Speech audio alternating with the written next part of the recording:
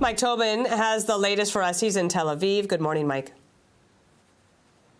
And Dana, we're getting the details now from this latest missile attack that came in from Iran. It was a couple of dozen missiles that flew at Israel from Iran and really covered the whole of the country from the north to the south. Now, here in Tel Aviv, a lot of the missile interceptions took place right over our head. It's kind of rare to see the missile interceptions operating in the daytime, and quite remarkable to watch the interceptors change path as they chase down those incoming missiles in the sky. The details that we're getting right now is that some 3 missiles got through the air defenses. One of them hit here in the Tel Aviv area, resulting in no reported injuries to this point.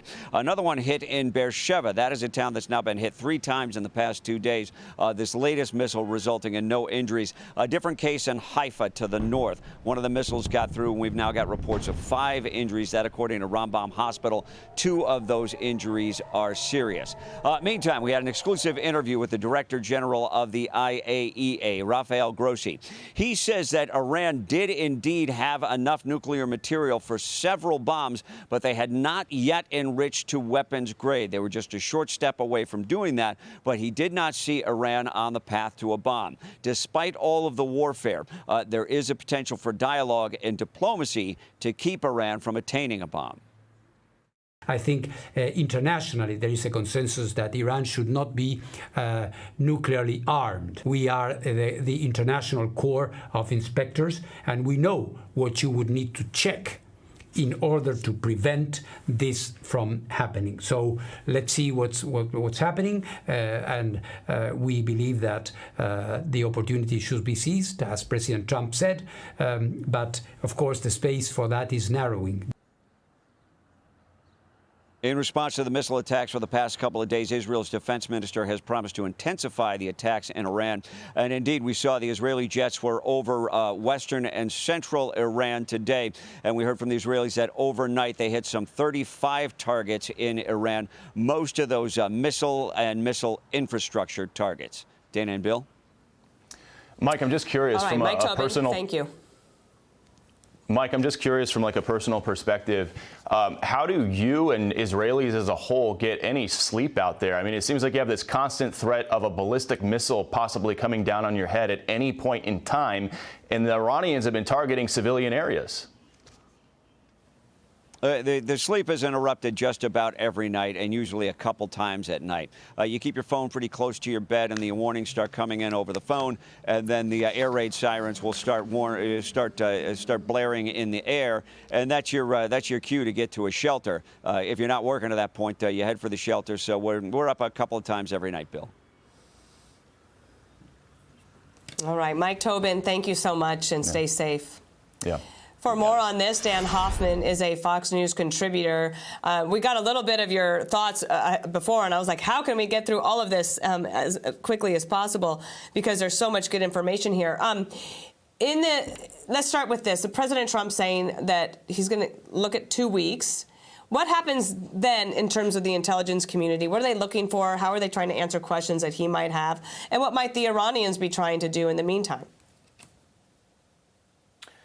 So I think for the U.S. intelligence community, the key thing are reflections from Iranian military intelligence and the supreme leader and the clerics to determine whether Iran really believes that President Trump would indeed launch one of those bunker-busting bombs or a succession of them at the Fordo site. If Iran really believes that, and they believe that the United States would support Israel militarily in action in Iran, that might induce Iran to come to the negotiating table. It's worth remembering that while we were holding negotiations over a 60-day period with Iran, they were defiantly stalling and refusing really to engage in any sort of diplomatic negotiations. And so I think that's what the intelligence community can do to support the president as he considers his policy options. So yesterday on The Five, there was a spirited discussion and a little bit of a frustrating one in this question about regime change and boots on the ground when nobody's talking about boots on the ground. And I'm wondering if you think, would that even be necessary? I know why people are making the comparison. Like, I get it about Iraq, but I feel like this situation is very different. And plus, the Israelis have changed situation on the ground in Iran so much and in the air that kind of conversation feels unproductive in the moment. Yeah, I think it's important to remember what our strategic goals are, what are our objectives. And remember that President Trump withdrew from the JCPOA because of the sunset clauses on Iran's nuclear program, and because the JCPOA addressed neither Iran's ballistic missile capability nor its support for proxy terrorists in the region and beyond. Israel has decimated Iran's terrorist network, and they're also decimating Iran's ballistic missiles. If we can get to those three elements of what concerns us about Iran's projection of power, including the nuclear program, then no one is talking about regime change necessarily. And imposing regime change from the outside in a bombing campaign, I just don't think that has a whole lot of potential for good. It's possible that we might see something organic develop inside Iran. But we've got to consider the fact that if indeed there were regime change, what would follow might be even worse. What we saw when the Soviet Union collapsed was that the KGB operative in the Kremlin, Vladimir Putin, eventually took charge, and that wasn't necessarily a good thing for us. In Iran, the military, intelligence, the IRGC, they're the strong, and they're most likely to survive in the event of a regime change. Dan, the Wall Street Journal says that Israel tests theory that war can't be won with air power alone, and that they are apparently counting on the air power to win the day without ground operations. But you also said, and I'd love to talk about this, that perhaps Israel would decide to attack Fordo on its own, and that we should be on the lookout for that. Right. I think we can consider this war won if Iran's ballistic missile capability is destroyed and we enter into some sort of a settlement whereby Iran can no longer be a nuclear threshold state and they no longer enrich uranium. That, I think, would be considered a victory. Israel may decide on their own. I'm sure they've got plans on the shelf to covertly infiltrate Fordo and perhaps seek to destroy the Fordo nuclear facility. It's very difficult because it's buried deep underground.